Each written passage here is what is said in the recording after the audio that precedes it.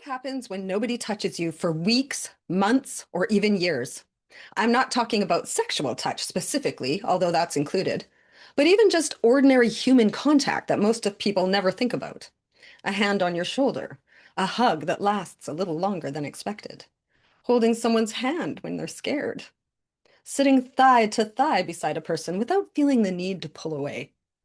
A lot of people think touch starvation is simply missing hugs, but it's so much more than that. Touch starvation, which is also called touch hunger or skin hunger, it means a person is not receiving enough safe, wanted, affectionate physical contact.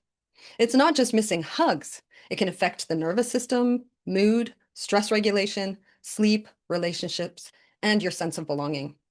Touch isn't merely a nice extra. Humans appear to be biologically designed to regulate stress, safety, and connection through physical contact. When touch disappears after surgery, many people blame themselves, when you may be experiencing a very normal human response to a lack of physical connection. And then the first time you are touched in a tender way, you may even break down in tears. Male or female, I've seen this happen, and it's happened to me. Touch starvation is real and it hurts. So if you think that you might be suffering from touch starvation, this episode is for you.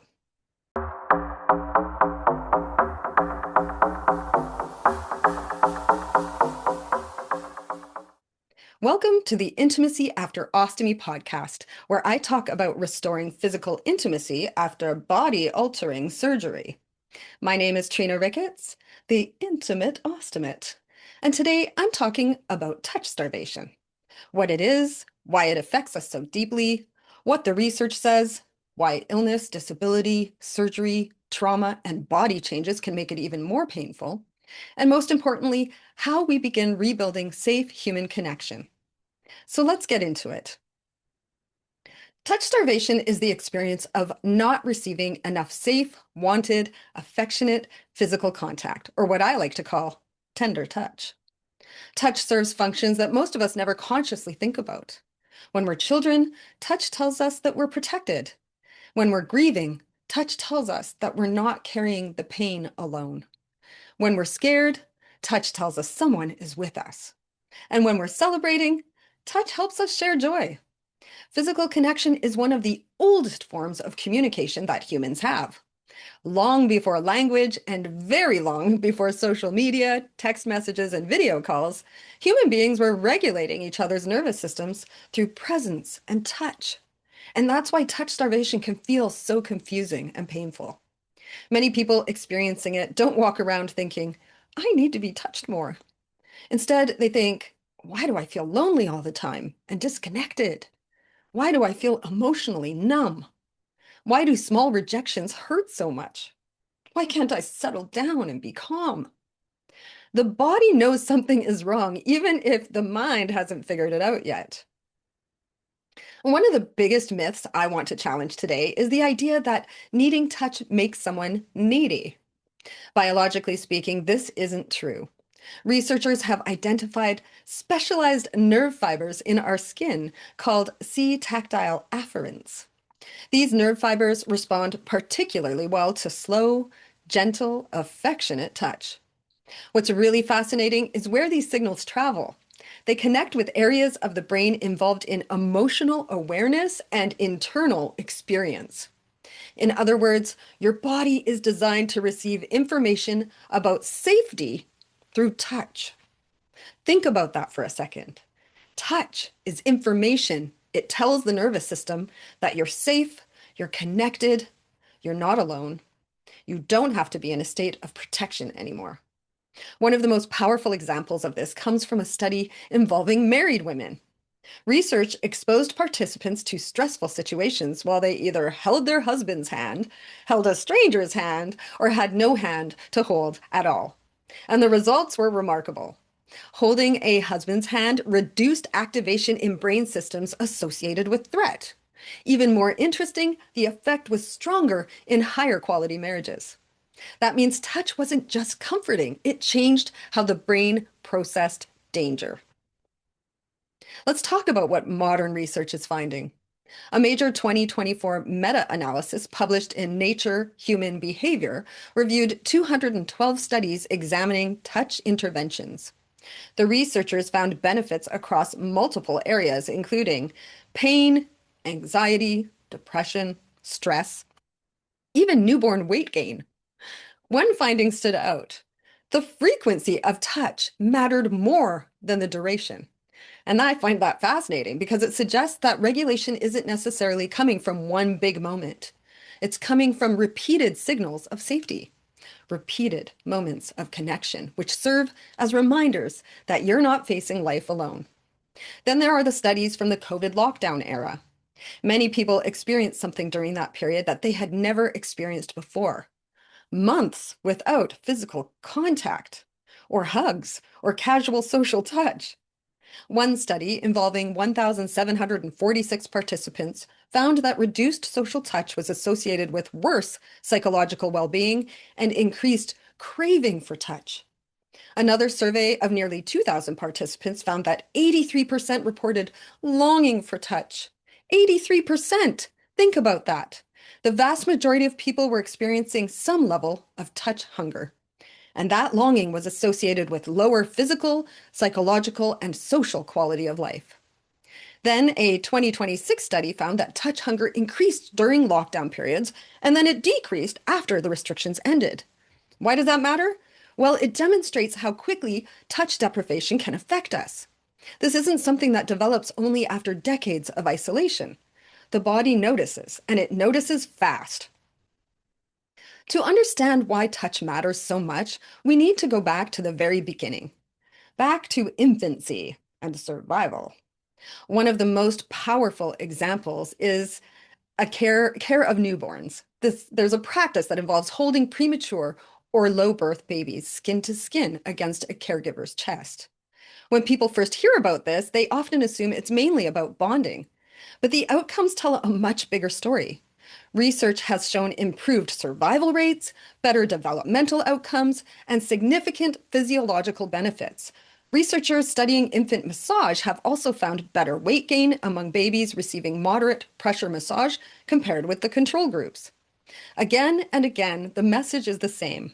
Touch is not a luxury added after survival. For human beings, touch is a part of survival. And this doesn't stop being true just because we become adults. So, what happens when touch disappears? Touch starvation isn't always about being alone. Some people are single and touch starved. Others are married and touch starved. Some live with family and still feel touch starved. The issue isn't proximity, it's connection. You can share a home with someone who never reaches for you. You can sleep beside someone who never touches you affectionately. And you can be surrounded by people and still feel physically unseen. And it's even more devastating for people living with illness, disability, medical trauma, and body-altering surgery. Because not only are we experiencing touch starvation, but we have physical evidence of why we deserve to be rejected. Our scars, ostomy bags, missing parts, inability to engage in penetrative physical intimacy, maybe, or whatever the particular situation is for you, they make us feel like we are unworthy of physical affection or desire. So we deeply internalize these feelings of shame and unworthiness.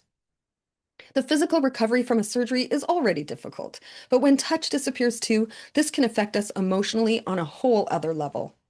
That loneliness cuts deep because the loss is not only physical, it's existential.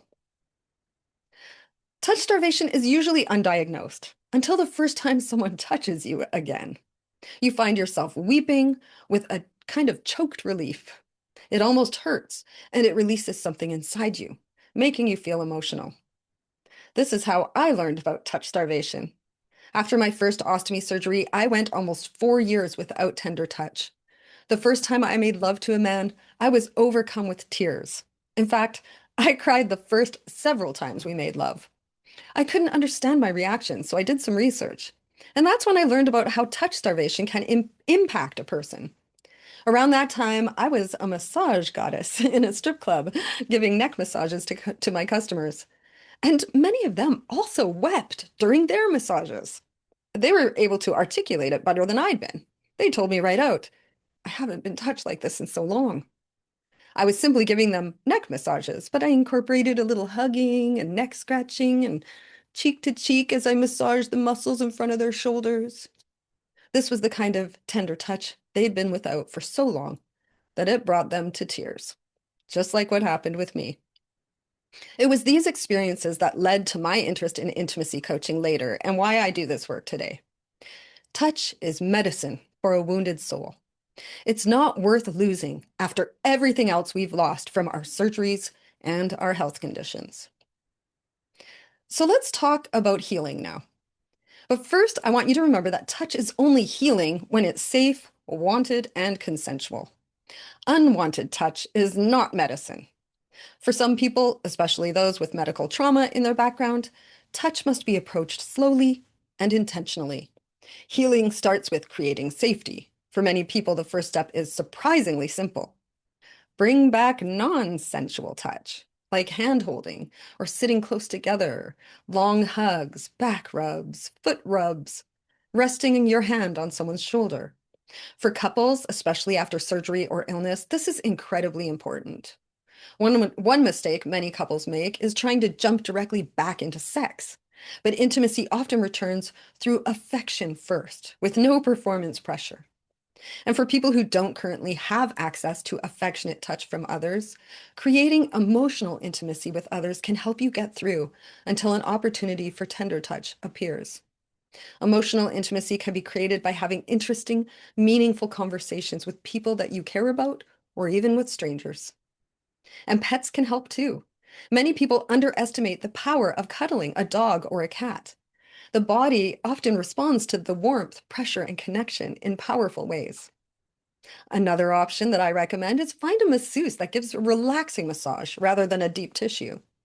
A relaxing massage stimulates those C-tactile fibers in the skin that are associated with calming the nervous system and feelings of safety. You could also look for support groups, have trusted friendships, hire an intimacy coach. All of these can become pathways towards human contact. The deeper message underneath all of this is simple. You're not weak because you need tender touch. You're human. You are operating exactly as the human nervous system was designed to operate.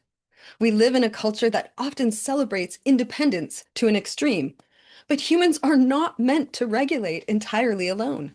We are built for co-regulation, responsiveness, and warmth. We're built for contact.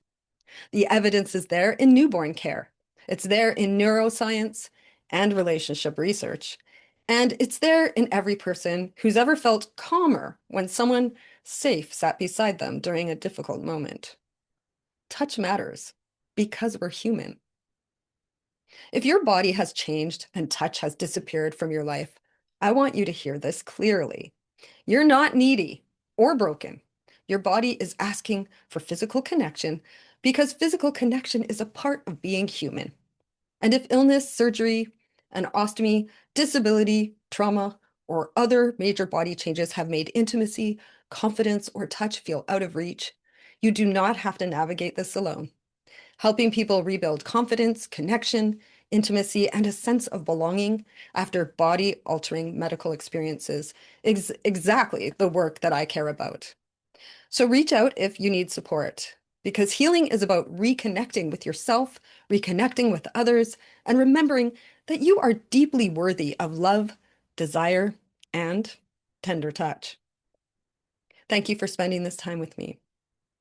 I love you.